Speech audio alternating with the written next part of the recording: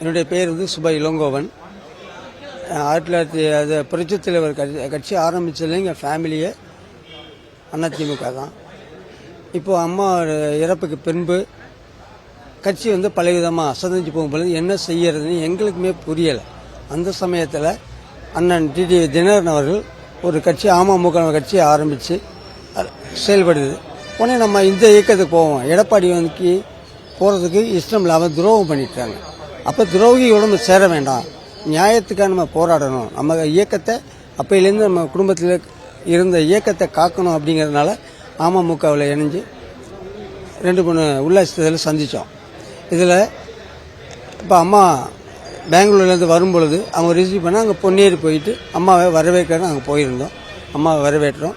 அதுக்கப்புறம் இப்போ அமமுகவில் தொடர்ந்து நீடிச்சிட்ருங்க. ஒன்றிய அவைத்தலைவராக கரும்பக்குடி ஒன்றிய தெற்குத்தில் நான் நீடிச்சிட்ருக்கோம். இப்போது அண்ணன் ஏதோ ஒரு காரணத்தில் வேறு இயக்கத்தோட கூட்டணி போட்டிருக்காரு. அதனால் இந்த இயக்கத்தை கட்டி காக்கணும் அப்படின்னா அம்மாவால் தான் முடியும் அப்படின்னு நான் நம்புகிறேன். அதனால் அம்மா கூட பயணிக்கிறதுக்கு நான் இந்த இயக்கத்தை அம்மாவை பார்க்க வந்திருக்கேன்.